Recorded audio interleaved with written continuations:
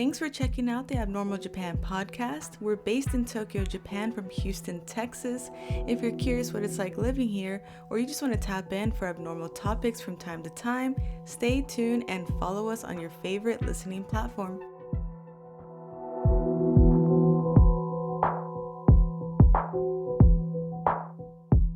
Hey everyone, I'm your host Bree. Thanks for tuning in. Last episode we discussed non-binary in Japan, so check it out. As always, I'm here with my co-host. The one, the only, the best co-host ever. Well, sometimes it depends. Hi, my name is Shiv. What's up? Hey, all right, so today we actually have a special guest joining us to talk about our collective trip to India and their traveler experience and tips. Yeah, so stay tuned for the end where we discuss our experience during Typhoon 19, Typhoon Hagibis in Tokyo. It was intense. Yes. Yeah. All right, hope y'all enjoy the chat with our special guest.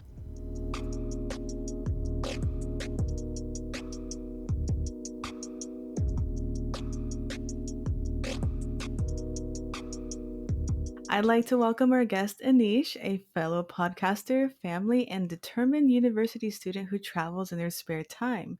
So go ahead and introduce yourself. What do you do? Where you're from? Anything you'd like to share? Hey guys, thanks for having me on. I am a fellow communications student going into my senior year. I live in the States, Michigan to be specific, and like Bree said, I like to travel. Not as much as I have been recently, but Mm. yeah, I'm trying to do it out here. I'm trying to do what you guys are doing. Hey, appreciate it. All right, we're going to get into the topic, but first of all, we all related. We all family in here. You know, what's good? Yes. We all earth signs. You know, we Earth got Taurus, gang. Virgo, Capricorn. Let's True, go. true. All right, so True. all right, we're going to talk about traveler tips, right? Okay. So we met up in India Mhm. to celebrate New Year's 2018. So, you know, the 2017, 2018 time. And we're going to talk about that for a little bit. Bree, you got anything? Well, it was my first time going to India and it was a revisit for y'all. I just wanted to talk about it. All right. There was a lot that went on, and I feel like our listeners would like to hear about India. Mm-hmm. All right, so what was your first impression upon arrival, Anish? Oh my God. Okay, so when we're going back to the 27 trip, for everyone that's listening out there, like they said, back in 2017, we took a trip out to India. I flew in through the States and met up with Bree and Ashish in India at the time. They flew in from Tokyo. I realized that, Mhm. well, first of all, travel was completely atrocious in every single way possible. I had to take a Yeah. Dang. no, it's I can't even begin to start. I was taking a connected flight from Michigan to Chicago, from Chicago to London, so on and so forth. You know, as a traveler does with connected flights. Uh, the flight to Chicago got canceled, so I stayed at the airport for a couple more hours, and I ended up going from a 10 p.m. flight to a 7 a.m. flight. So I was in a position where I couldn't really leave the airport, so I was Mhm. stuck there. Cut to Mhm. getting to Chicago. I ended up getting on the flight, and I'm sorry, not London, but we were going to Abu Dhabi because it's from Chicago we were Oh, going true. international. Mhm. So that was another hell because there was so much problem with just traveling and getting the stuff together. And I'm someone who travels light, and it Mhm. wasn't really ideal. But long story short, it wasn't the best trip in terms of getting there because I ended up getting there late and all that. But when I landed in India, I realized that one, the heat is absolutely like terrible. Jeez, The way yes. people, yeah, It's the way people oppressive. tell you you get hit in the face with humidity, that is no joke. You know, you have to take a second to Mhm. catch your breath and take in the just sheer must that is the hot air that is when you land in India. It's no joke. Mhm. Yeah. It's seriously no joke. For Yeah. people that have asthma or people that have any kind of respiratory issues, I always tell them, you know, just make sure that you have an inhaler. Make sure you have something that can kind of hold you stable because the transition is so different. I can attest to that. It was hard on my lungs, and I have mild asthma. It doesn't really, happen Mhm. anymore, but Right. India definitely Yeah. like got it Oh, for sure. engaged. So Dang. definitely be Yeah. prepared. So, like, going off of that, what was your first impression? Because it was your first time. For me, I would say actually, okay, so Japan is kind of muted in colors. So when I got to India, everyone was very Mm. colorful, like in their Oh yeah, I didn't think about clothing that. and just like buildings and stuff like that. That's actually the first thing I noticed. I was like, wow, like it was just so vivid because we were coming from Oh winter in wow. Japan. Oh yeah. So everyone was just wearing like black, gray, like navy. Yeah. It was very bleak. Japan is the color of like the nation of pastel colors and like navy blues and greens. So like, Hmm. and we were coming in from like the worst snowstorm in like 10, 15 Oh years or something wow. like that. So what you're saying is India said we're going to bump the saturation up It a little was bit. saturated. Yes, exactly. So that's the first thing I noticed. What about you, Ashish? Ooh, so we arrived at nighttime, and the first thing I remember thinking was when we first landed, like way way back when we landed in India, 2004. I remember the airport, and it was very near to where we were gonna, stay at. Hmm. And then this new airport that we went to, they'd built recently, so it kind of struck me how really Oh modern yeah. everything was, and how um like how much time had actually changed since I've been there, because I didn't know like what really to expect. But my first impression was like, oh, like things have been happening here, and like I guess people don't really know about that much, and I guess I didn't Hmm. even know about it that much. So yeah. Ashish and I, we did go to India. I mean, like years ago, though. I mean, close to a decade ago. So when he said that the airports had changed in the most literal sense, the entire landscape changed. I remember landing in that airport and realizing, holy crap! Like this is a completely different place. I don't know anyone or anything. I don't recognize any kind of like thing. I just remember being so flabbergasted by it, and then obviously losing my breath right after because of the heat. But no, that's a different story. The only kind of thing that worked in my favor was I was able to upgrade to first class, and it was by sheer convincing. Um, by the time I had gotten from Chicago and we were boarding to go to Abu Dhabi, I had noticed that I was sitting in economy, and there's nothing wrong with economy. I'm a very limber person. I think I can make do with what I have. I'm very minimalist in that sense, and it wasn't that bad. No, it wasn't that bad. That's I good. really don't need that much. But as the flight was boarding, as we were getting ready to take off, I saw that there was a seat right in my vicinity, kind of out of the corner of my eye, that was vacant. And given the Mm. fact that I had already had, pardon my language, shitty traveling experience just getting from Michigan to Chicago, I was like, you know what? Let me see what I could do here. Let me see what I could do. And I went ahead, started talking to the air hostess, struck up a conversation. Turns out she was a fellow Michigander, so shout out to her wherever she is. She's Yeah, she's really cool. She's actually a Uper, and a Uper is someone who is from the Upper Peninsula part of Michigan. So, fun little tidbit for you. Oh. We ended up talking. We ended up Mm. striking a really interesting conversation, and the topic came up where I mentioned, "Hey, I see that seat's open. Listen, I'm not Yeah. I asking for mean, why much, but if not? there's any Hmm. possibility that you guys could help me out, that would be really nice." And yeah, and she did, and I ended up going there, and quite honestly, I've never lived Dang. such a luxurious lifestyle in a plane before. It was so comfortable. The seat was actually really, really nice. I was able to get a full night's rest, and I was mentioning this earlier before we actually started recording. I have terrible chronic back pain. So the fact that it was so accommodating to me without my back or shoulder giving out on me, that was great. Yeah. So my biggest tip would be, if you have the possibility, if you have the chance, try to finesse. Finessing actually does get you really far in life. Hmm. Yeah. I even heard like before you even board the plane, you can ask like, "Hey, are there any upgrades? Like, can I upgrade to first class?" And if they Hmm. have vacancies, and you convince Yeah. them, you can Yeah. probably do it. That's dope. I Mhm. genuinely think that it was also like a really good right time, right place type of thing, where the Mhm. timing really did matter. Because it was at that point where I feel like the cabin doors had shut, they were getting ready for takeoff, and I kind of slipped in the last minute, and I was like, hey, I see that seat's open. And it really Mhm. worked in my favor. And I think that really paid off, because in hindsight, that made that travel experience 10 times better. No, I True. bet. And you're saying it was from Chicago to Abu Dhabi, so that's like, is it no stop, just one and done?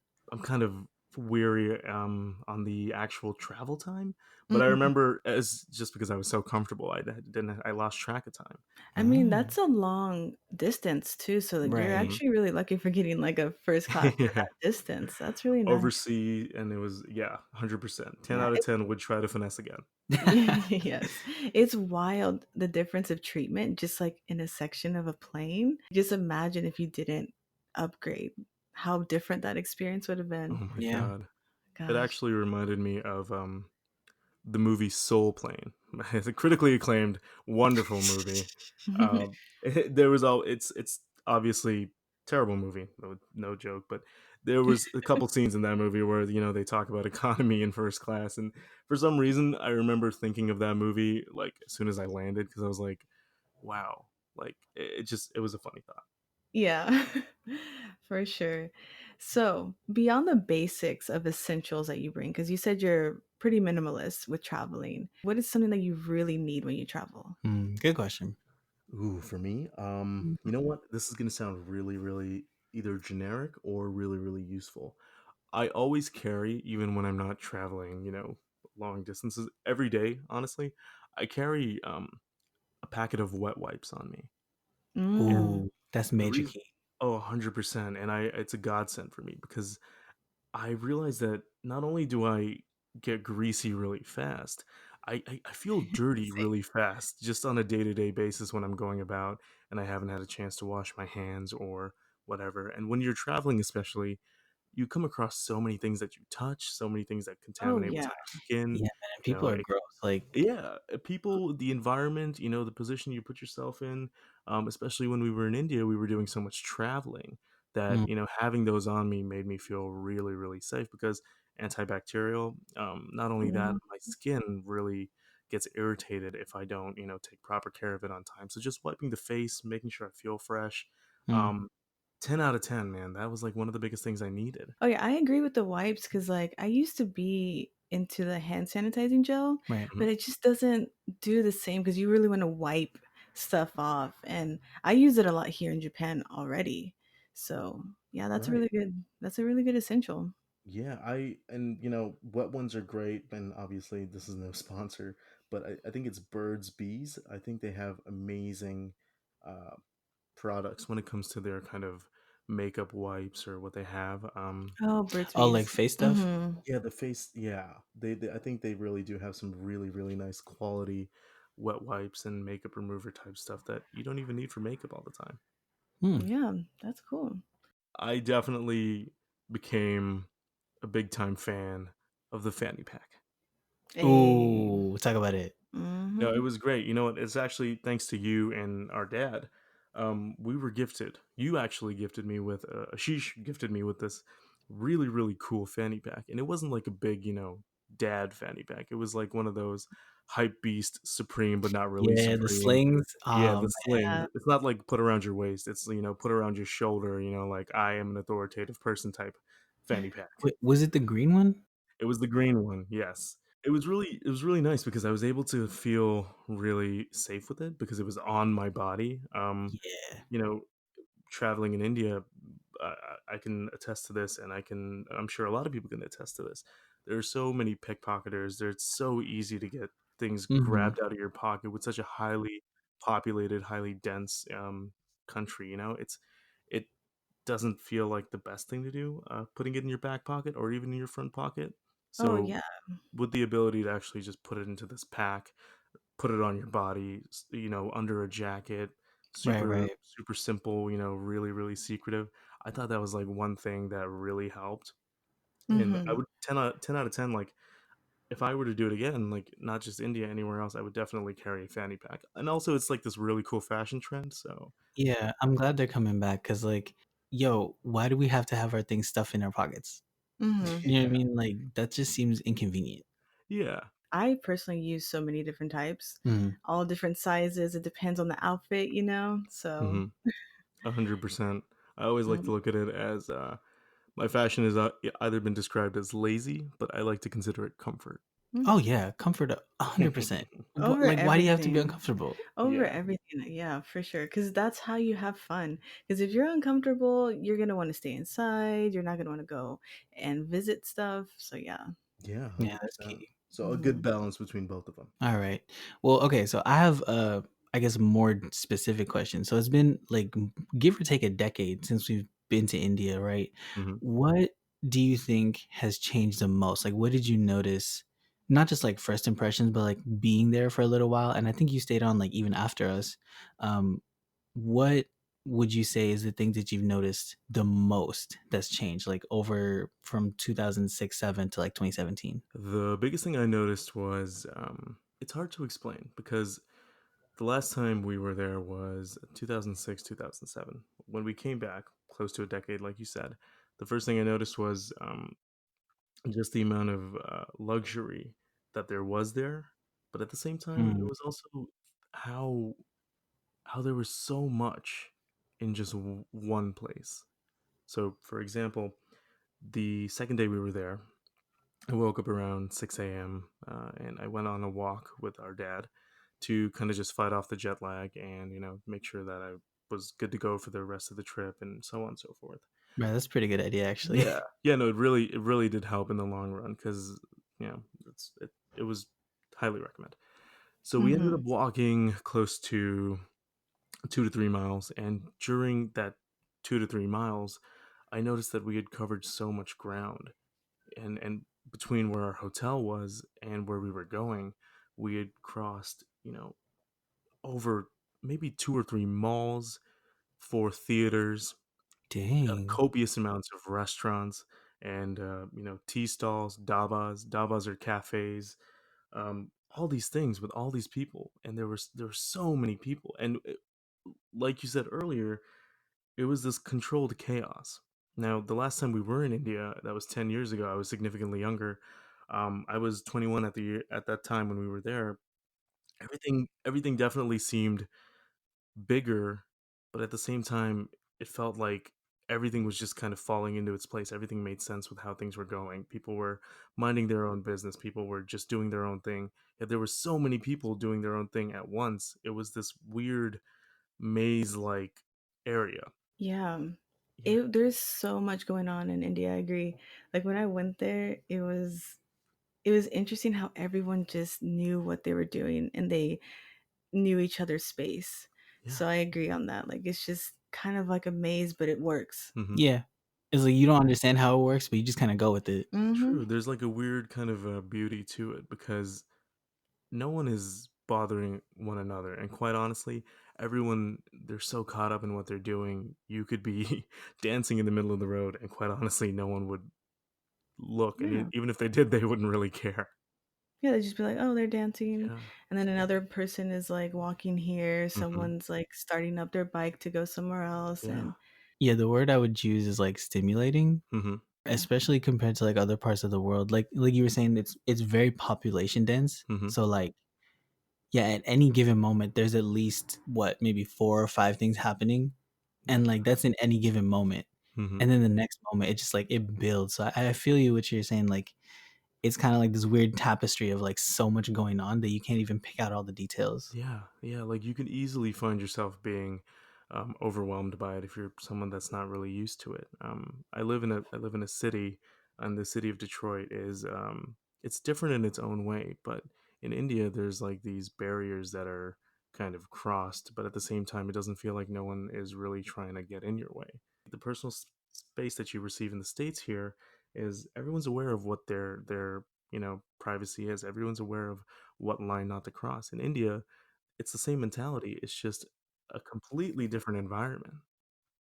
I think that's something in general in Asia because it happens here in Japan too. Mhm. Like your personal bubble can Yeah, they don't give be a fuck. interfered anytime, especially with trains and Right. transportation. Like if people got to go somewhere and you're in the way, they will push through you. It's like no problem. Yeah. Hmm. As an example, I had taken a trip to New York City back in this past August. And even as I kind of maneuvered my way through the city, taxis, shuttles, subway stations, this and that, they too had their own kind of environment, which is a controlled chaos. But it Mm, was nothing like what we experienced in India. It just comes to show that the population does make a big difference. Oh yeah, the population is so much higher in India. I kind of liked it though. It felt like there was so much energy Mhm. because like over true. here in Japan, it's I don't know, it feels kind of lonely out here. A little bit. And I think that also has to do with like kind of the culture. Mhm. Like in India, it seems to be a very like open and embracing culture. And I'm not saying that, Japan isn't like that. It's just very not cold, Mhm. the Just private. private. There we go. That's the word. It's not as open. Okay. So it was definitely different. I think for me, the biggest change, especially like you were saying, we were there when we were children. Being an adult in India is very different from being a child. Oh yeah. I think that's the biggest change I noticed, and it Mm. wasn't, maybe it was me more so than like the environment, but I did notice that like children in India have a lot of freedom until a certain age, Mhm. and then all of a sudden it's all taken away. Like you gotta, I think it's like grade 10 or something, you've got like national exams or Yeah. whatever, so you gotta deal with that. But I remember seeing a lot of kids just literally chilling, Yeah. like they didn't have anything to do. They were in like shorts and t-shirts kicking a soccer ball around, and like I don't know, it to me it was very interesting to see, because like that used to be me. But then as an adult I realized I had more freedom to do things than as a kid, because I noticed more so like the adults were actually doing stuff. Like they were like, "Hey, let's go here and get some food," or like, "Hey, let's go to the shopping mall," or like, "Hey, let's hang out with family," or whatever. Mhm. And I noticed that like for kids, you don't really have those like opportunities to do stuff as much. So, I don't know. Maybe it's because it's like in like Indian culture, kids are pretty much just like they just do what their parents tell them to do. Right. So like that's Mhm. the biggest thing I noticed as an adult is like there's more things to do in general, but like it's more so for adults, and I noticed there's even more now. Like I remember as a kid, we would have to like try to figure out where to go to a shopping mall, but like you were saying, there was like 10, 15 in one Mhm. area. Yeah, I definitely see that like kids in India, they grow up with a thicker skin because they're so just the environment that's around them matures them. It makes them grow up faster, and by the time they kind of understand that, their parents kind of butt in and make them realize that this is the path you need to go down in terms of just growth and maturity. Which that's a different podcast in and of itself, but Yeah, for it sure. really does. Yeah, that's the kind of worms I'd rather stay away from. But like I said, it's Mhm. the environment that grows them, and when you have such a dense environment and like Ashish said, when there's so much stimulation, it's just it's the outcome is uncanny. You're right. 10th grade is the equivalent of graduating from high school here, and it's well, here being the states, and it's weird. It's definitely a different environment. That looking back at it now, 10 years from when we first originally saw it, it's grown so much bigger and just so much more. There's just so much more. That's the best way to describe it. Yeah. It's all over. Yeah. Were there any special locations for y'all? The only thing I can think of off top is our grandma's Hmm. house. We got to visit the place. I think Bree, you and I went before Anish came, and then after Anish came, we went again. But then you were chilling, and so that was one spot.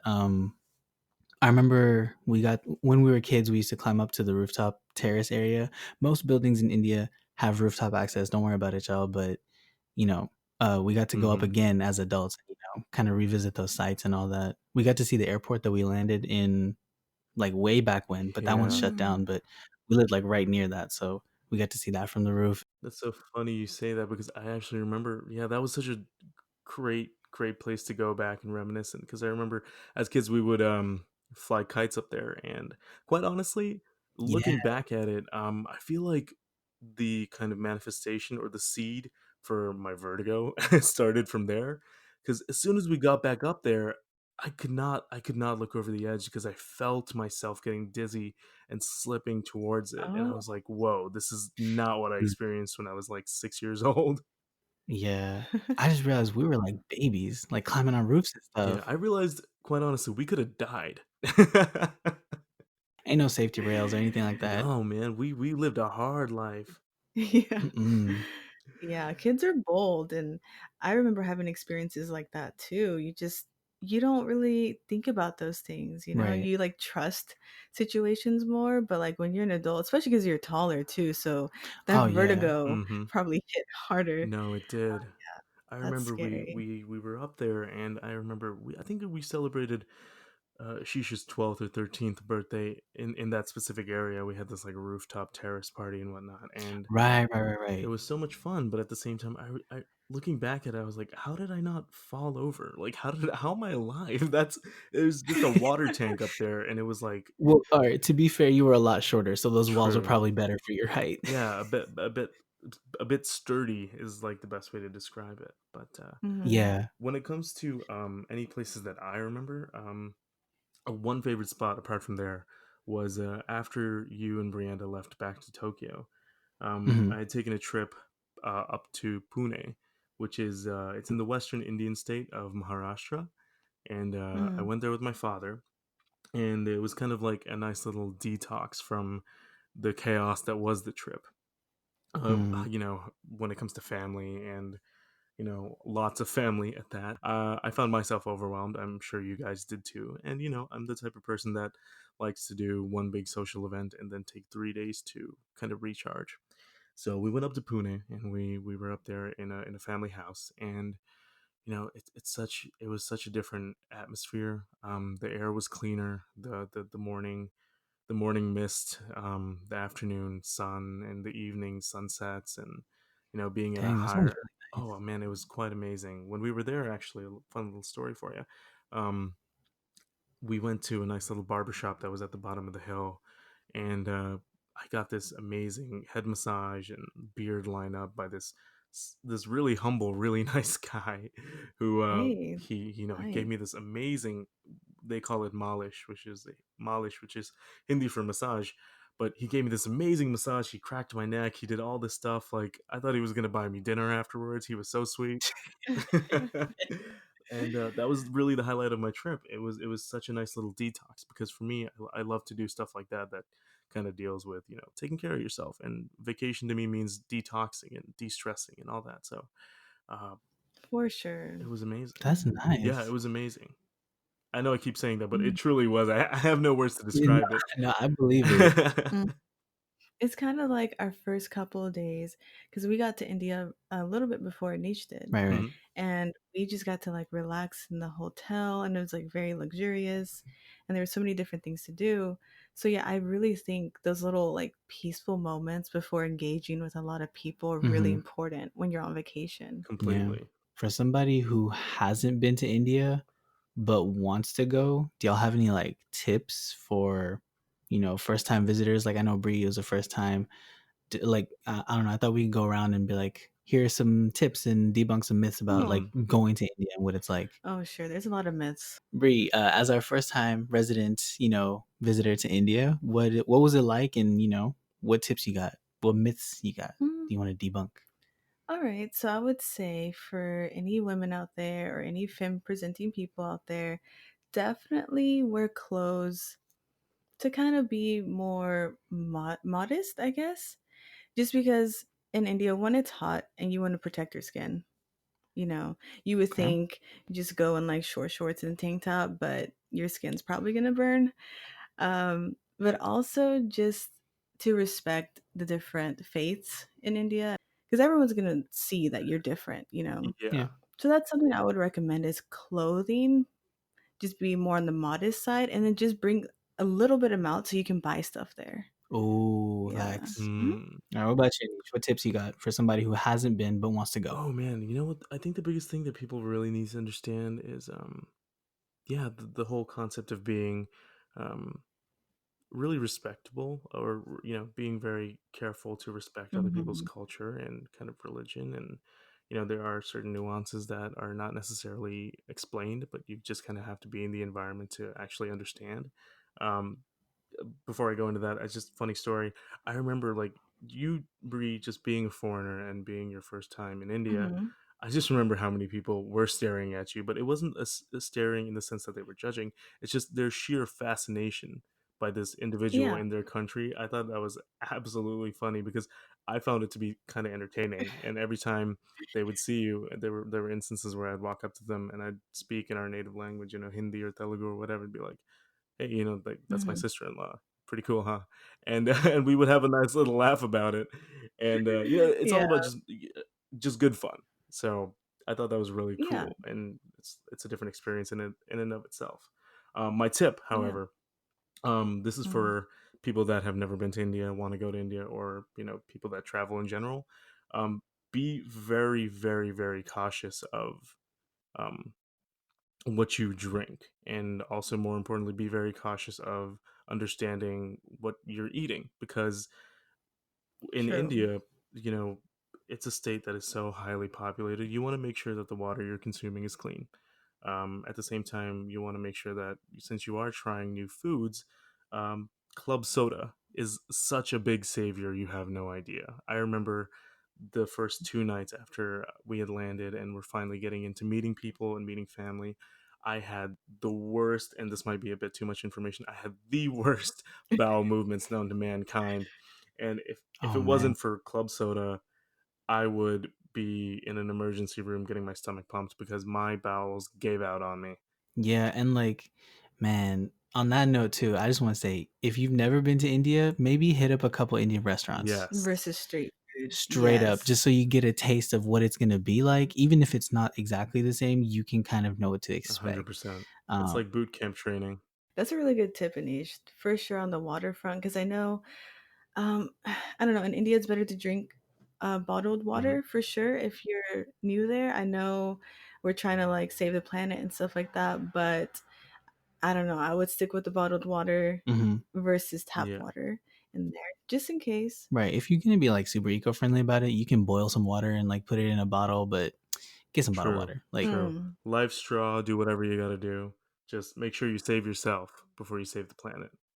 let me see tips. I guess the Indian food thing would be a tip. You know, if you're going to India, you've never been, you know, go to a well, there's different types of cuisine. So like, go to a South Indian place, go to a North Indian place, go to a Bengali Hmm. place, because each of these cuisines are different, and so you want to, how do I put it? You want to like wet your palate, you know, because like Anish was saying, sometimes the food just won't agree with Hmm. you, and you might want to know what may or may not agree with you beforehand.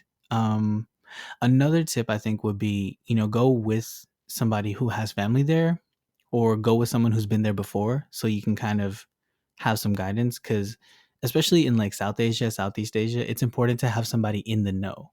You know what I mean? That's like keyed Hmm. into what's going on. They can tell you what safe locations are. They can help you look out for yourself. Um yeah. It Even if I were to go alone, I would probably still hit somebody up like who lives there to kind of show me around, because I haven't lived there. It's a very different experience on the day to day too. So yeah, eat some food beforehand. Go with somebody who knows the locations, or try to find somebody who lives there. And my last tip would be kind of going back to what Bree said. Just like, India is not all yoga and golden lattes. It's not. And we're going to get into the myths to debunk or whatever, but my main thing is like, don't go with any expectations of what you think India is, because every Mm. area is Hmm. different. So just kind of go and check it out, and then you'll have a better experience versus trying to like, confirm what you think it Yeah, is. You know what I mean? yeah. I like that. What about y'all? Y'all have any myths that you want to break down real quick? I think I Hmm. would love for people to understand that not just India, but since we're talking specifically about it, be open minded, be open to accepting the culture and learning about it. I think that oftentimes I've seen people go to India and enjoy just the whole concept of that they're in a different country, but they're not very open to fully immersing themselves in the experience. They almost treat it like they're at a music festival, or like a Coachella, where they're Oh being yeah. spiritual, but in Right. reality you're just kind of walking around and being like, "Oh my god, you guys have roads too?" And I'm like, "Yeah, they have roads." Yeah. Yeah, bro. Like, what? You know what I Oh mean? Like there's yeah. that weird, and it sounds ignorant, but unfortunately there are people like that. So be open-minded. Open yourself up to new experiences, and the biggest thing is, if you go in wanting to learn more, you often surprise yourself by figuring out how much, people have in common with you. Yeah. Facts. Exactly. I'd also recommend just being confident, kind of like Anish mentioned earlier, how people were staring at me. You're going to be different. It's okay. Just keep your head high and maybe just say hi too. Like, Yeah. with if you're with people Just don't take it so seriously. Don't think people are trying to be mean to you. Like, of course, there's malicious people. Don't get me wrong. You'll definitely feel that energy if that's the case. But most of the time, if you catch people staring at you, they're just in awe that you're different and you're in their Mm-hmm. space. Right. Because a lot of people will unfortunately not get the chance to travel that much. So Hmm. seeing like, people who are from a different area of the world, like being in their neighborhood, they're probably gonna be like, whoa, that's really True, dope. true. There's Hmm. definitely sheer fascination and appreciation, but at Yeah. the same time, there are some people, and even here in the States, uh, I'll be honest, Indian people, brown people, you guys stare way too much. And Yo, let talk me just about say this it. real quick. I am shameless when I see someone staring at me, for example, whether it's in India or I'm here on campus and it's just a person staring at me. I will make direct eye contact with you. I will look at you. I will smile, and if you continue to make direct eye contact with me, I will walk up to you and we will have a conversation. And there have been multiple instances. Listen, it's That's funny funny. because the interactions I've had ever since I started implementing that have been hilarious. Even in India, when an elderly uncle or an elderly someone was staring at me, I would stare right at him, and I would either smile or I would either wave or I'd either be like, "Yo, what's up? What's good? How you doing?" And the reactions are just so freaking hilarious, man. It's the same in Hmm. Japan. Yeah. uh, People have like huge staring problems. Like it comes with like True. curiosity, Yeah. but shameless. It's just like, wow, you're really staring at me. But you would fit in great in Japan For sure. because you want to engage with Yeah. people because then you can kind of break those stigmas that you're like some scary Hmm. foreigner. You just go up to them and be like, hey, I say Yeah. hi too. Yeah. Let's talk. The Yeah. one main difference about Japan and India I've noticed is that in India, people are very aware that they're staring. They're like, oh. And here, it's more like, I've had times, man, where sometimes they think they're Hmm. invisible. And I'm like, you're literally like 5 feet away from me. I can Yeah. see you staring at me. Hi. Like, it's that's the one difference.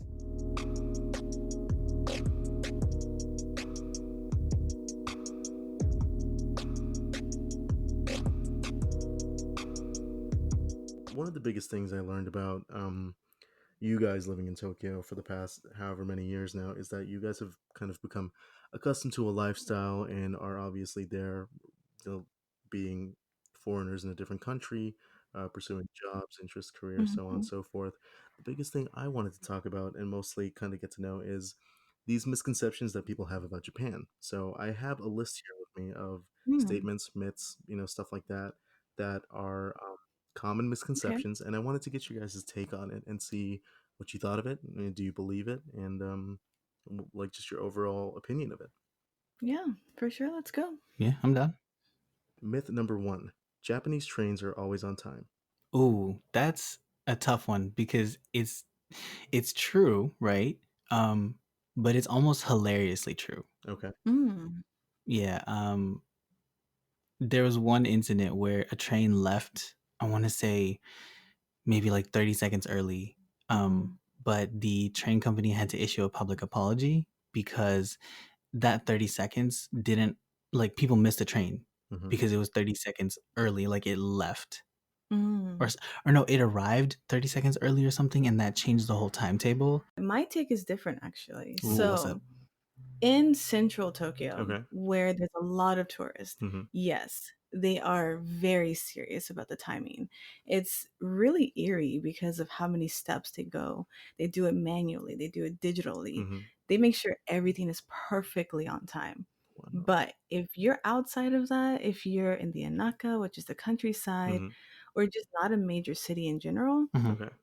there's trains that happen to have delays, especially certain companies. I'm not going to name anyone Hmm. because I'm not trying to get sued. Now we ain't Right, about right. that life. Um, yeah, but no, they're known to have delays, and no one talks about it because they don't care about that. They only care about where tourists are going to be, which makes sense. Hmm. That's true.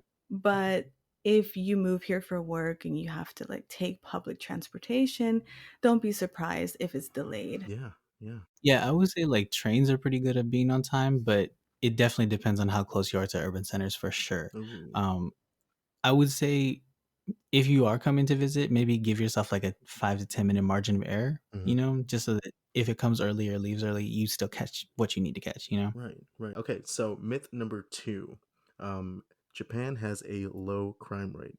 There are statistics showing that Japan has practically zero gun homicides and very low homicide rates in general.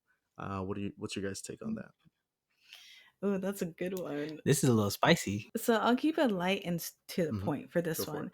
So it's not as true as it sounds because, and this is all Hmm. alleged, Japan does avoid recording every crime to maintain that Okay. image of low crime, especially in certain towns and stuff like that. There's a lot of crime. It's just not a lot of it gets taken seriously. For gun crime, yes, that is very low because you can't have a gun on Right. you. Um, and you can have it at home. There's like a whole like registration for that, but Right. it's not like the States at Right. all. No open carry. Yeah. um, and most police don't even carry guns here. So that in itself is low. But with assaults, and like bike Hmm. stealing, that happens a lot Oh here. yeah, bike theft is big because Yeah. like most people don't lock their Oh bikes. wow. They just kind of pull up Mm. at the Yeah, you yeah. can literally leave anything outside and people most likely won't steal it. So, I think where that conception comes from, it's like if you go to a cafe and you leave your backpack on the table, no one's gonna touch it. So I think that's where it kind of comes from. But I would say on the assault front, that is huge here. It happens daily. There's so many stories. Wow. And I'd love to talk to some more people about that here, like native Japanese Hmm. people, because those stories don't get Yeah. told and Hmm. they don't get recorded because the police just don't want to take it Wow. seriously. I think similar to Europe, there's a lot of like knife violence versus gun Okay. violence. Yeah, because guns, like Brie was saying, are very, very hard to come by in Japan.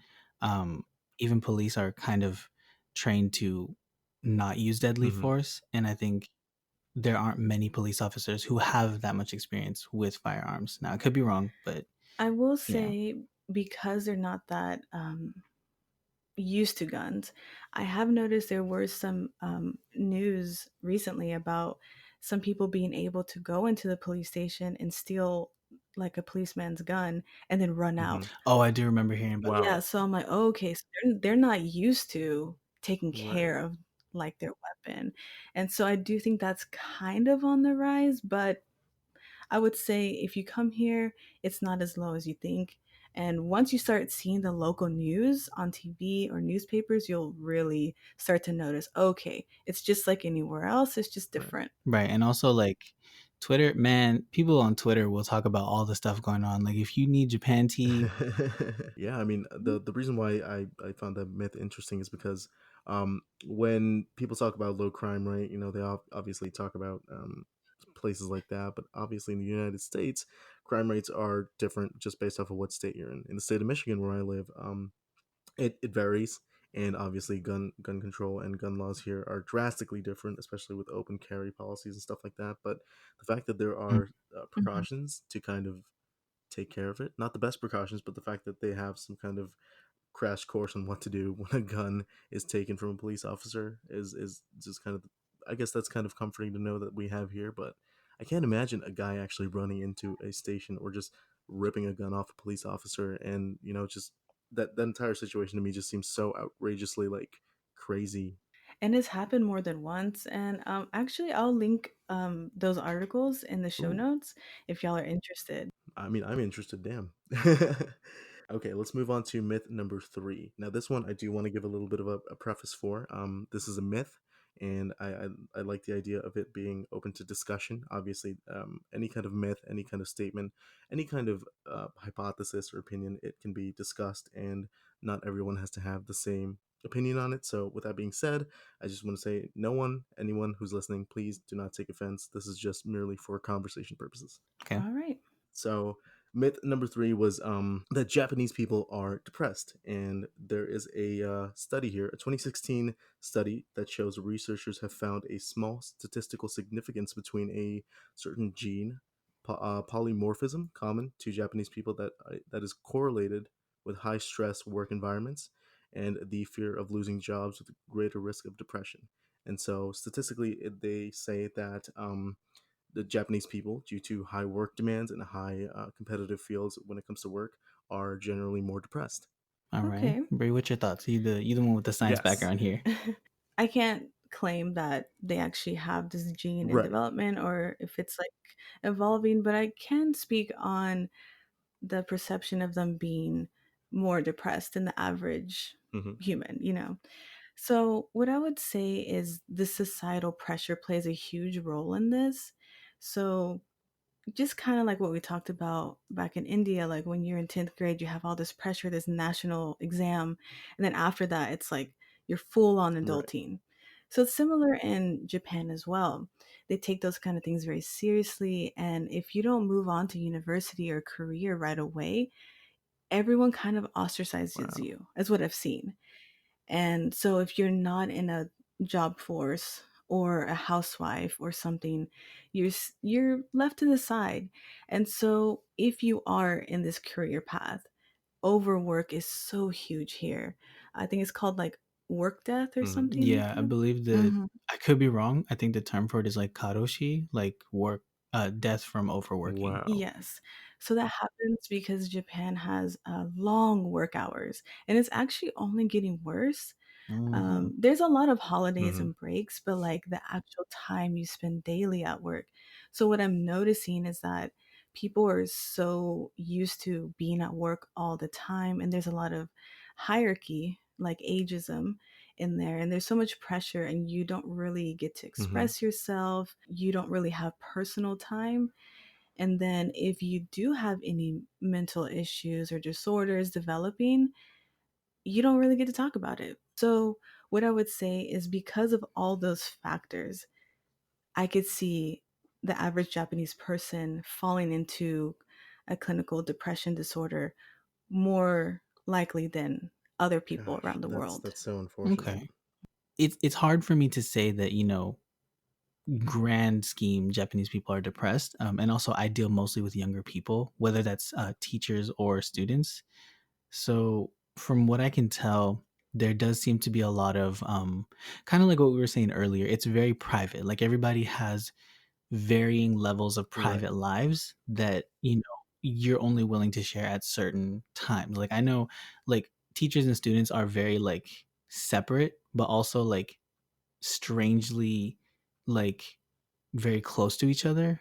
Like I hesitate to say intimate because that's not what it is. It's like the teachers kind of second parent the students, so they have like a very strong bond. And so you see that, but you also see that there's like this Hmm. weird gap. So I think that might contribute to it too, because a lot of people note feelings of isolation and stuff like that, and that can be a factor, as well as Japanese work structure is very hard. Like I tend to Right. leave on time when it comes to work, but I do know a lot of people will stay after, and I don't even work at like a Japanese company. Like, these are just people just doing their jobs, trying to like make sure that they do the best. So I Hmm. can definitely see that like hardcore pressure. As a whole, I can't say that Japanese people are depressed, but like Brie was saying, there's a lot of factors I feel like that could lead to that in large, especially in a Right. societal That's level. amazing. Mm. I think that's actually it's weird to see the kind of environment that we live in. For me personally, I don't necessarily know much about it. So hearing it from your guys' perspective, especially since you guys live in Tokyo and whatnot, it's interesting to see the actual truth when it comes to these type of misconceptions or myths or so on and so forth. I love that. Well, that kind of concludes all my misconception and myths. Some were left answered, some were left kind of feeling the same about, but yeah, I definitely felt like I learned more. It's weird because you guys have been living there for how many years now? We're going on our Going on your third year. Well, that's amazing because like honestly, it's because I haven't seen you guys in so long. I feel like you guys have been in living there for like 10 years. Oh, Man, wow. sometimes it feels like it. Yeah, true. All right, so let's close off this episode with a Would You Rather question game travel edition. Are y'all Ooh, ready? All yeah, right, let's I'm go. nervous. All right. So, would you rather, and let's have Anish answer first, All right, actually. let's go. Let's go. Okay. Okay, would you rather go on a all expense paid trip anywhere, but you can't take any photos or film, you can't record any audio about it, or go on a 6-month famous film landmark tour? but you have to pay for everything and you have to go tomorrow. And Ooh. it's 6 months, so Ooh, it's like a okay. commitment. Okay. So the first one is all expense paid trip, but I cannot document it in any way possible. And Yes. then the second one is I go on a 6 month Hollywood film landmark trip, but I have to pay for it.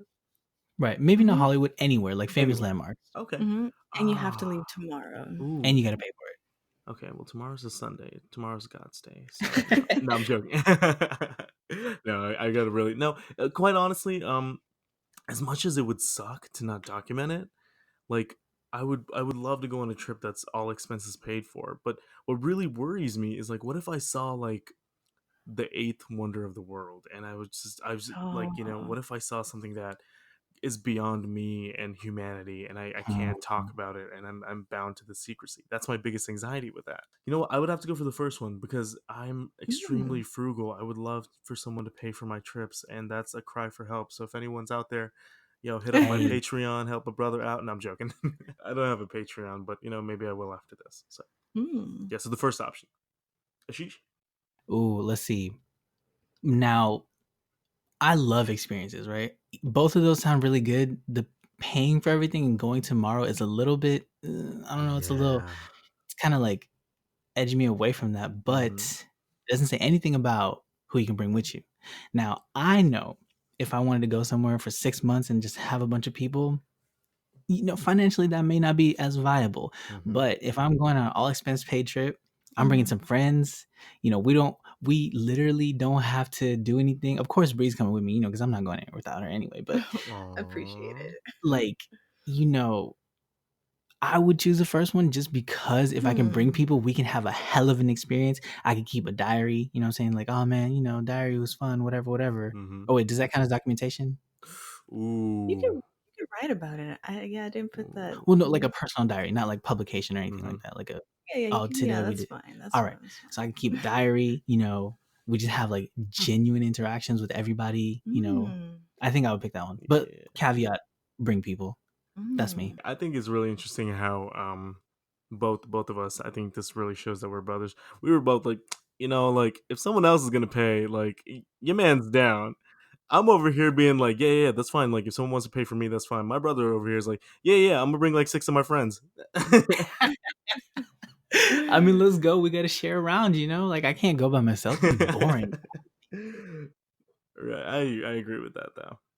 Well, call me boring. Mm-hmm. Oh, what's up? But I would actually go with the first one, but by myself. Ooh, I'd use it interesting. as like a personal vacation, and I wouldn't want to film anything because actually moving to Japan, I felt kind of pressured to document everything. That's kind of why I Ooh. took like a break for like the first year before I did anything like this podcast or Okay. Okay. major photography, because you just really want to relish in it. Yeah. Yeah. So I'd actually go with that one and just Hmm. pay for like get all the spas paid, everything, just a full self-care vacation. I love that. Hmm. I love that. I Yeah. feel like that really hits home with you too, because there's such a personal resonancy with that. Just with you moving and Mhm. stuff. So Yeah.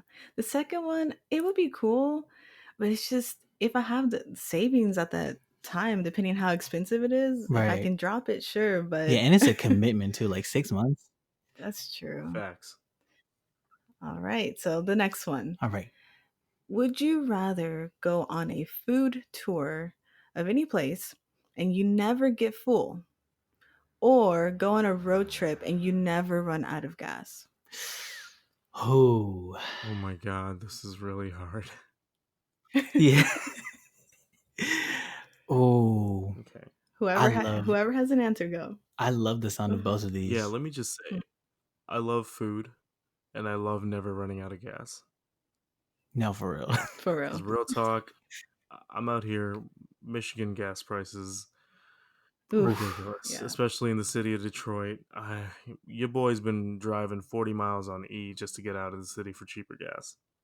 Fuck, that's Damn. It's rough. not ideal. So gas, and I have a hybrid, so I'm very proud of that. I'm trying to be eco-friendly, reduce my carbon footprint, but at the same time, I love food. I love trying new food. Here's my thing. I would definitely love to go on the food tour. Granted, the food does not affect my body. And when I say body, I do not put on the weight of the food and it just passes through me. I'm talking fast metabolism, enjoy that shit, and then move on. Well, that might be part of the never get full thing. Like you're just eating and it's just like going into, you taste it, you feel it, Yeah, but it's because in you a don't want to void. like Hmm.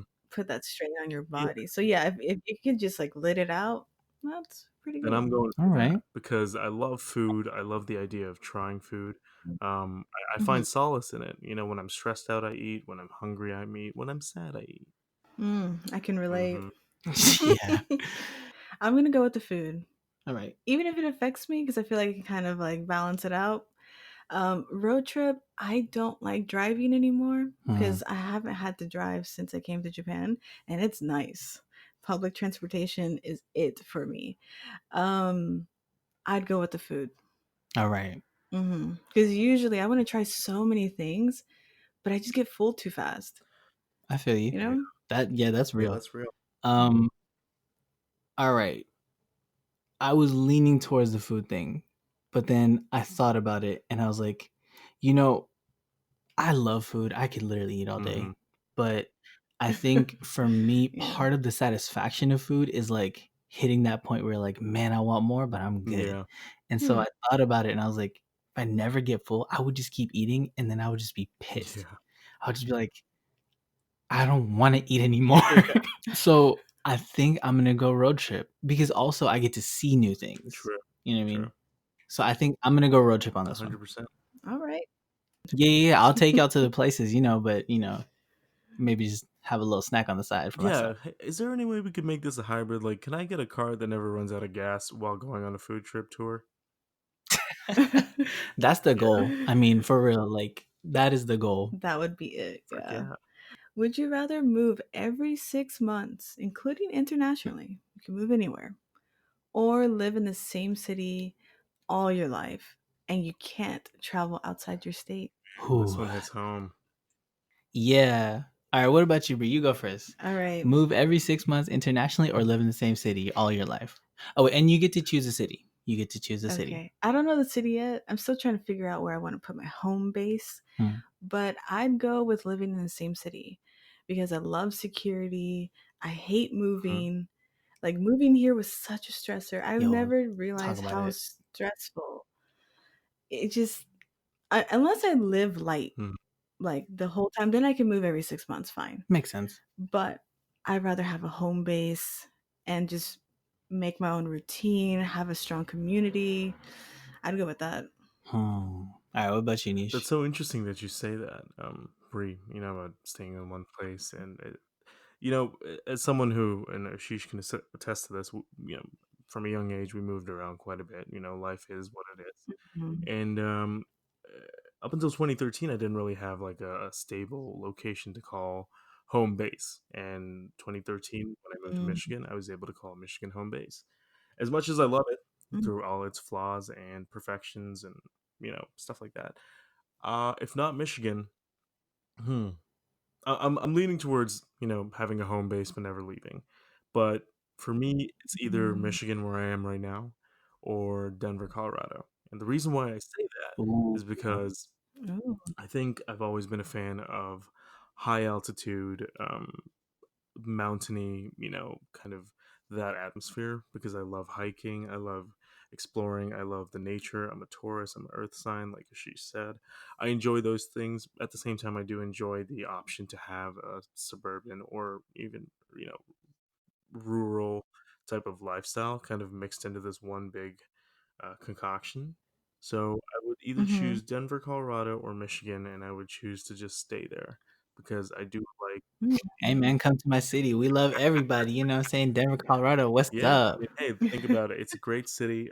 I think it's a great city. I think it has an amazing opportunity to be home base, and Michigan too. It's something that I've thought about, especially with college coming to an end within the next year or so, and trying to map out what my next career Mm. move is and what my next life move is.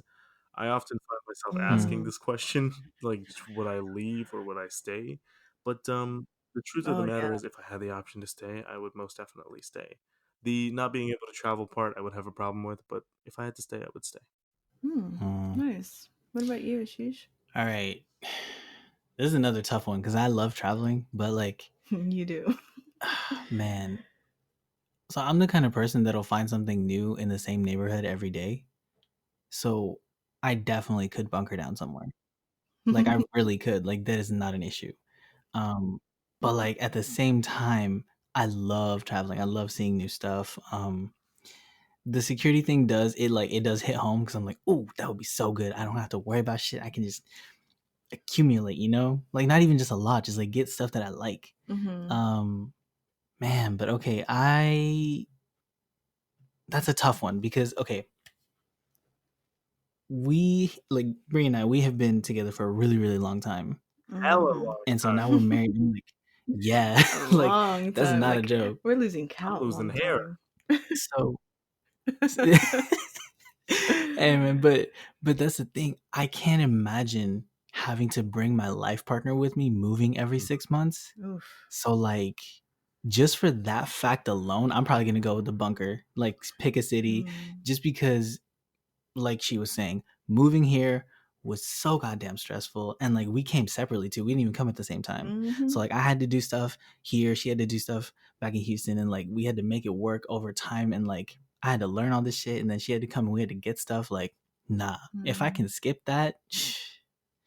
So I think I'm gonna do number 2, pick a city. I don't know what city though, because like Aneesh was saying, Denver's really dope, but then I'm also really partial to Houston, so I'm like, I don't know. But as an individual, though, As an like individual, removing the relationship, would you be the traveler one? if it was just me, that's tough. That's tough. He's like really thinking about this. That's why I wanted to go last because I was trying to hear y'all's reasoning, but like I don't know. It's funny that this is such a this would you rather became such a introspective conversation. It's so weird because as an individual I would go anywhere, but just knowing the type of past and like in regards to always moving around, I'm more comfortable just settling down in one place. All right, if it was just me, I'd travel because I love it. I can't. Hey. See, that's what I thought. I had a feeling. It would suck so bad. It would suck so bad. But I think if at the end of like traveling for like maybe 10 years, I could just like kick it somewhere, Oh I yeah. would. But like as a major option, well, okay, now is this lifelong? Like, do I gotta keep moving every I 6 think months till so. I Yep. die? Yep. Okay. Shit. Okay, no. All right, wait a minute. Time out. I don't love Michigan and Denver that much. All right, look, I'll still pick the travel one just to have a difference of opinion. But yeah, Okay. that was tough. Ooh. That was fun, y'all. Hear That me was out. really fun. Hybrid. Stay in one place but travel every 6 months. But it says you can't travel outside your state. Oh, you know what? Damn it. Nah. No, how about this? No, I can't pick. I'm flip flopping because what if I stay in the same place and I just bring everybody to my state? This is how you can tell we're brothers. We're both so indecisive as fuck. I'm sticking to mine. I'm staying in the same city. I think I'm gonna stick to mine too. I think I'm gonna do traveling. Nice. All right. Well, thanks for being a great guest, Aneesh, and our first one too. Thank you. Appreciate it. How can people find you and support you? Plug yourself and your socials. Yeah, this is your time, man.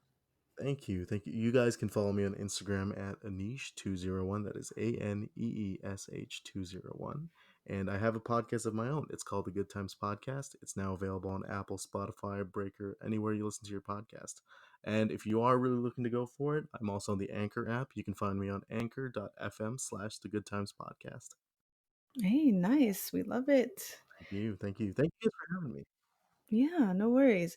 And of course, we'll put his tags and links in the show notes. All right. Thank y'all everyone for listening. I hope y'all like this episode. I had a great time. Same. You know, maybe you learned something about India. Maybe you learned something about Japan. Let us know.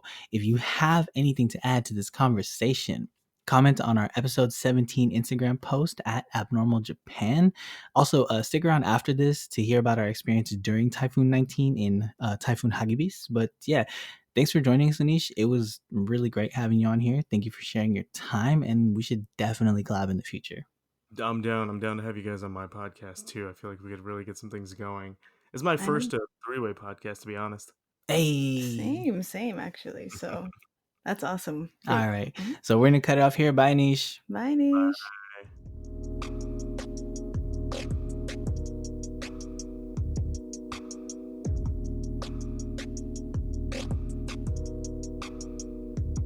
All right, that was fun. Hope you all enjoyed listening to our guest and our discussion.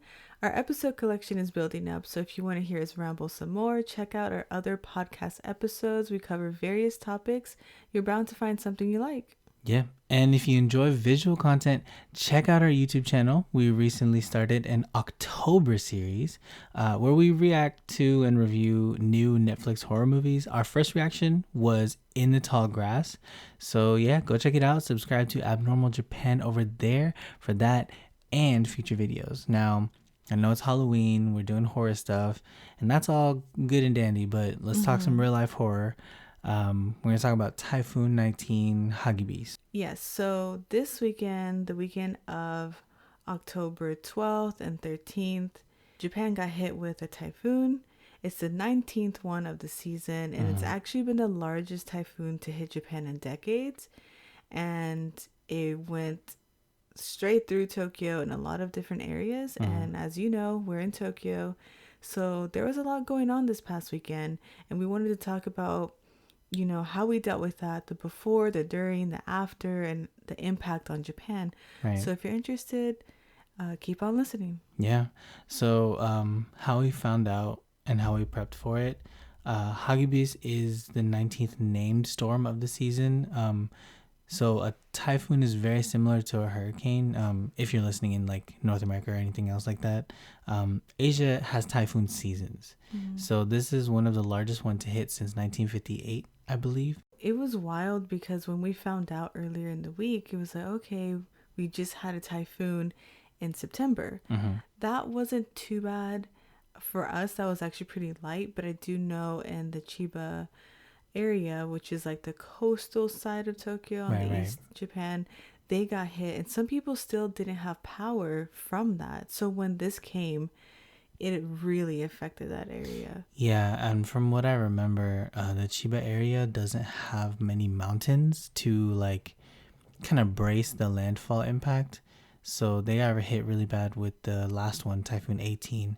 And then 19 just came through, and it was much bigger. Yeah, much worse. Yeah. So what we just did the regular, shop for extra things. We already had some things prepared. So we did the best we can. We did prepare a lot more this time. Right. Dry goods, water bottles, stuff like that. Yeah, we filled up practically any container with sink water. We even filled up our tub. Yeah. Because we were bracing for water outages and power outages. So we wanted to make sure if the water did go out, we had extra water. Right. So we also planned to bunker down for literally 3 to 4 days. Right. We weren't planning to evacuate, which we are going to talk about how we did have the scares of having to evacuate. But most people did just stay in their homes. But there are a lot of locations, which we'll get into later, that had to leave because flooding was so terrible. Right. And there are plenty of guides out there if you want to prep for any kind of emergency. It does kind of suck that sometimes it takes a natural disaster to get people kind of like in the mindset of just getting little things over time to get that go bag, Yeah. So definitely just have something, but just do your best. But what we did to stay up to date during the whole process was a site called Wendy. It really helped with showing the trajectory of the typhoon and knowing when it was going to hit, make landfall, and just various apps like Disaster Preparedness Tokyo app really helped us in our location. NHK live broadcasting, they're broadcasting in English. So if you don't have your cable TV in Japan, you can watch a broadcast online if you still have power. Right. If you have power and internet, you can get the news even if you don't have a TV. Yes. And if you don't speak Japanese, it's like live, live translation. Yes. Another one was JMA, the Japanese Meteorological Association. I'm assuming. Agency. Yeah. They have a website which has pretty much on the hour or at least every 10 to 15 minutes updates on landslide warnings, on rainfall, on like inundation, like, you know, where there's too much rainfall, and then like flood warnings. So And that like site was very, very helpful. very, and I will say, like, it does kind of overcompensate. It does seem a little bit scarier than what could actually be going on in your area, but it's always best to stay safe. Right. They definitely err on the side of caution because, you know, in a natural disaster, it is better safe than sorry. But that can be slightly alarming. In any natural disaster, make sure you know your local geography. Like, make sure you know your neighborhood, the hills, valleys, flats, whatever you may live in. Because that really helped us, like, a lot. That's true. And also staying in touch with people in your area with Facebook groups. Of course, let your family know, but we're a part of some local groups here, and it's a mixture of foreigners and also native Japanese people. So it helped with translation, and then also just knowing that other people are safe around you or if someone needs help. Yeah. And also seeing like how bad it is, because in our town, part of the town had to evacuate if they were close to the river, and then some of us were okay. So it's good to stay connected. Right. And another thing too, Facebook groups are very useful for exchanging information. I think keeping up to date for news, Twitter was really helpful for me because other people were posting, people I didn't even know. Like, there was some volunteer firefighters who were posting pictures of updates in their local areas. They were talking about people in other prefectures, you know, so it was a larger scale, but it was still definitely like a lot of communication going on. Yeah. So yeah, social media, definitely like use it to your advantage, especially if you have power and internet and all that. So before the typhoon hit, actually, we saw a lot on social media that people were posting the sky, and the sky was like super vivid purple. And everyone was like, whoa, it's so pretty, like right before the storm. So I looked up why that could have been. So apparently, shorter wavelengths like blue and violet they're kind of scattered all over Right. in directions, and our eyes can only detect blue because violet is the shortest wavelength in the color spectrum. So Wait a second. Are you telling me the sky's not blue? we'll get to that. Oh my God. So around the time of the major storm, the conditions were like perfect for purple to make an appearance. So the air became super saturated, dew points were high. This combination allows our eyes to see the sky's true colors, apparently, and you could see the violet and the purples that we don't usually get to see. You're telling me the Aozora, the blue sky, it's a lie? I don't think so. I think there's still blues in there, but we can only really see the Right, blue. right. Purple can be kind of bluish. Man, that's weird because I posted a picture on my Instagram where I had a purple sky edit. Oh God, that's so but weird. this happened before the typhoon hit. Yeah. It was really pretty, but I was also like, we're about to endure some intense. I know, like, world is ending party. Like, Yes, I was like, enjoy that sky and get back inside. for real. Oh my God. So yeah, now let's get into during the typhoon. Oh my goodness. So it started off like a normal storm. It was rainy, it was a little bit windy, but it was like non-stop rain. So I know on Friday night, it was raining all night. So I was like, dang, that's a lot of water. And then on Saturdays, when it really hit, we started off with a national emergency alert, or at least like a localized one as well, at 8 a.m. It was like, hey, you know, it's probably going to flood. Right. And I think they did a really good job of sending out alerts via like data networks or whatever, because anytime anything updated, phones went off. Like, both of our phones were just like, if something changed, if it was in our area, if it was in another nearby area, like, they did a really good job of, you know, sending information out. Yes, it was a little terrifying because we just made a decision to bunker down, because that's kind of how the updates were saying. It was like, oh, you're safe to stay home. But that morning it was leading towards, you know, you may have to evacuate today. So what we did We packed our day bags just in case. We looked up evacuation shelters, which I'd still recommend doing way before this process, but we're totally new to this. And so we packed for at least 3 days if we had to be in a shelter. Right. So that was stressful. And then I was also on the phone with a friend. We were trying to figure out what's going to happen. And we were checking JMA online, it was saying that we're at landslide risk, flooding risk. And we were like, oh, we might have to actually leave. Like this might be real. Man. And so as we got more alerts during the day, it was saying, okay, now this area needs to evacuate. This area needs to evacuate. And then in Japan, in neighborhoods, at least in ours, there's neighborhood speakers where the police station or the city hall will make an announcement for the town, and they were saying, y'all need to evacuate. Yeah, and also there are different levels of evacuation too. To note, usually if there's announcements, the announcements are made for elderly or like disabled people so that they can contact people while it's still safe to evacuate. So when that was happening in the broadcast, it was level 4. So it meant that all residents should evacuate. Level 3 is for elders, and then level 5, it's like just stay in. It's too late to evacuate. Yeah, like get to a safe spot. And if you can, you need to evacuate. So level 4, we were really scared at this point because first off, the broadcasting was in Japanese. So we had a friend who's Japanese explain, and they were like, yeah, it said everyone needs to evacuate. So when we were looking outside, it didn't seem like it was that bad, but like with landslides, you don't see those coming. They just sweep through. And we were in a very safe zone. So it was complicated. So our emotions at this point were all over the place. It was up and down. Yes. The news were saying, okay, these areas need to evacuate. The broadcasting was saying you need to evacuate. And this app was saying you're safe.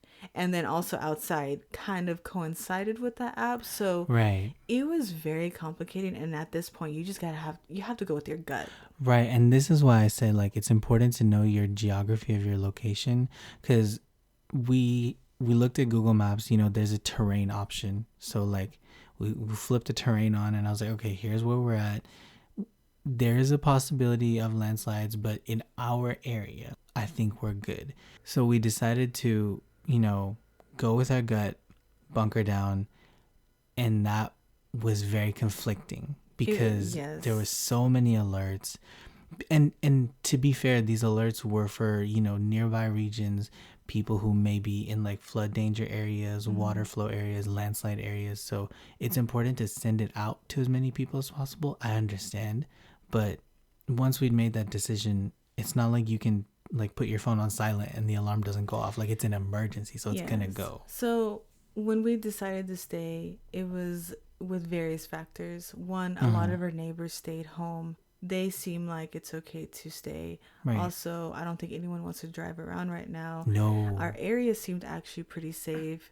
And we used I think it was like a Yahoo map where it showed which areas are in landslide affected areas and flooding. Yeah. And we were still in the safe zone. So we're like, okay.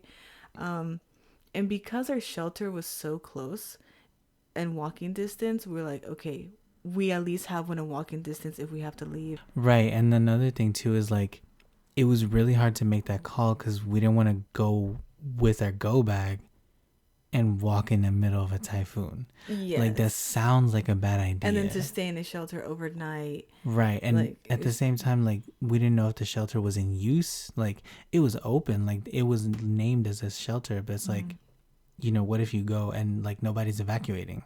Now you're just out in the middle of a typhoon. Like that's not a good idea. You know what I'm saying? So it was a tough call, but luckily it was a good call. We didn't have to leave.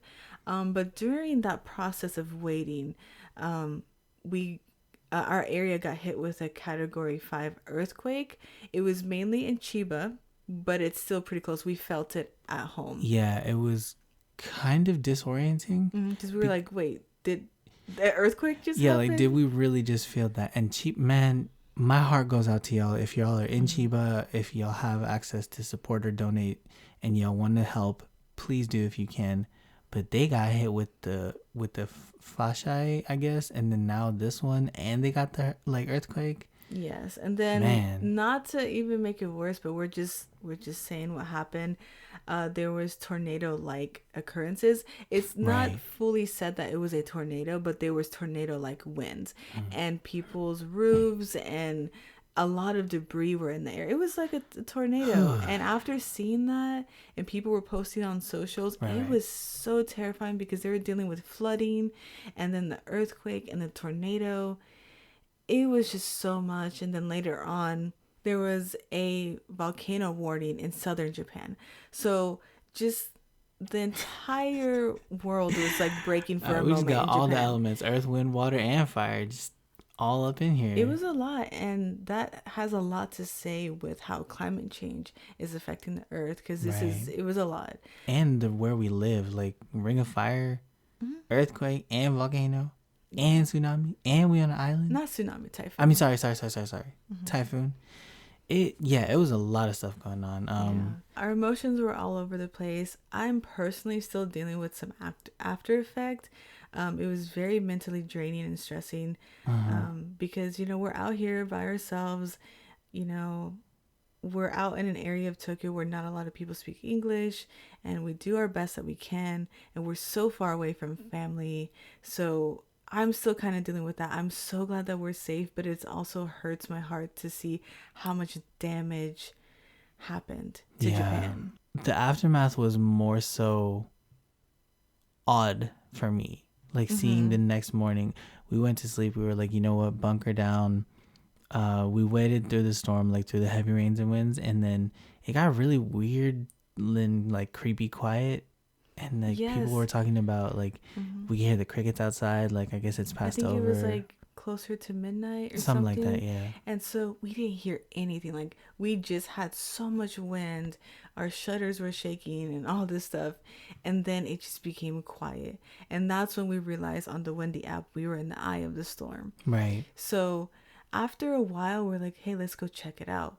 We took like a short walk around our block, and it was dead quiet, and it was really eerie. And then this morning it was sunny, like nothing ever happened. Blue skies. Yeah, if y'all saw our Instagram post, it was kind of weird because you see the river flowing. It looks like chocolate milk, and it's all that. It smells like the ocean, but the river is normally like really dry. Yeah, so the river that we're referencing is the river that was actually at huge risk of flooding the neighborhoods, and it actually reached the top of the riverbank, but it didn't go over.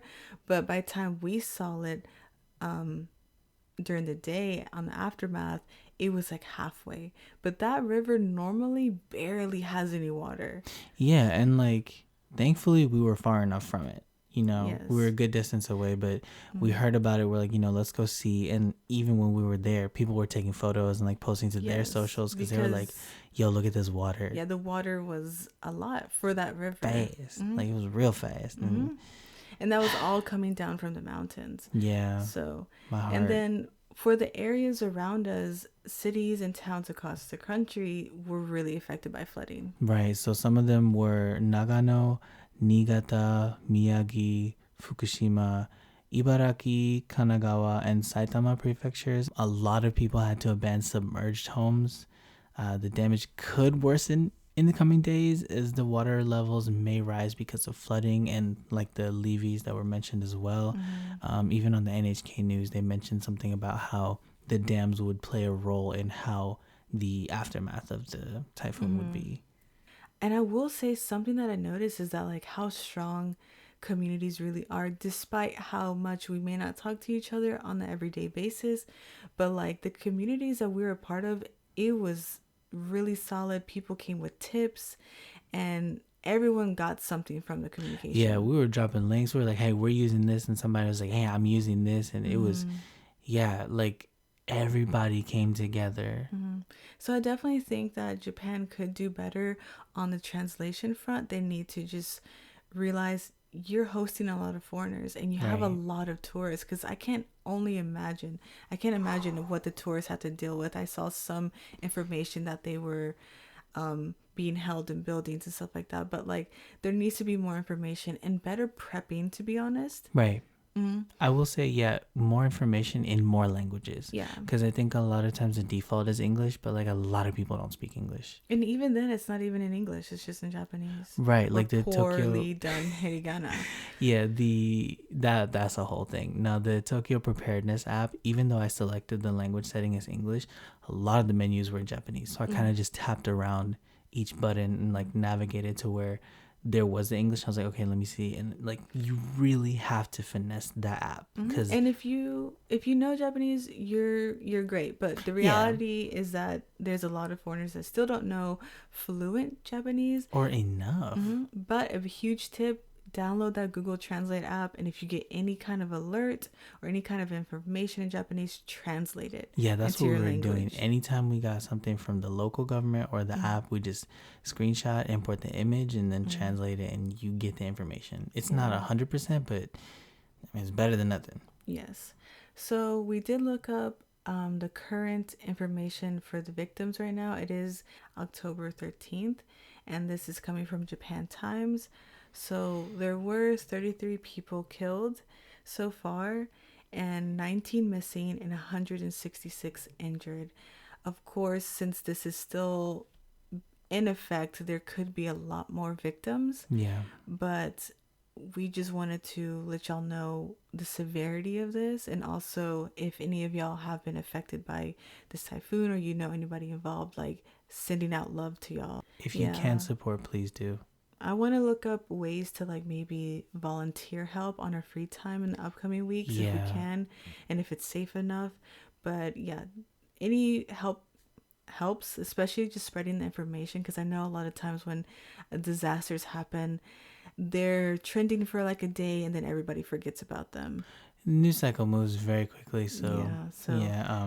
Shout out to everybody who needs help and who is helping. I saw a lot of people reposting like volunteer firefighters, and like, man, I was following this one dude's story. He was out in like Takao, like in the mountains. They built levees. They were like helping people evacuate. Man, shout out to y'all. Those are the real MVPs. Yeah, the emergency service folks. Yeah. So a quick final thoughts post typhoon. Do you think we were prepped enough? I think we were just prepped enough. I wouldn't say it was ideal, but you know, in a pinch. Yeah, we were fine for our situation, but if we were in situations of flooding or power outages, I think we could have done better. Yeah. So this kind of inspired me to make emergency situations better for us in the home for different disasters. And we'll probably make videos about this just so that we actually, you know, end up doing it, because we need to be protected. We learned so much this time around, so I'm actually excited to, you know, prepare for more safety. Right. And I think also this kind of information should be more available. So and in English. Yeah. And so if we make it and if it benefits y'all, like, you know, let us know for sure. And it'll take some time to prep those videos and information, but we're going to do our best. All right, so if you want to support Abnormal Japan, become a patron on Patreon. Link is below.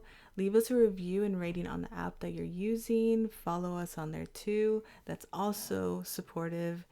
We have lots of Podbean and Spotify listeners. Shout out to y'all. We really appreciate it. But not the same amount follow our podcast. So, I mean, hey, what are you waiting for? Where y'all at? Like, come on, just hit the follow button. It's right there. Yeah, I mean, maybe you're trying to get the feel for us, but we see y'all and we love y'all to join our community. Yes. And share your favorite episode on your socials and find us on Instagram, Facebook, and Twitter. We appreciate everyone who tuned in. Stay tuned for another episode on the week of Halloween. We will be taking a small break next week for the podcast. Yeah, next week we're going to be on a little hiatus. We still got things coming down the pipeline, so, you know, keep in touch. We'll keep y'all posted.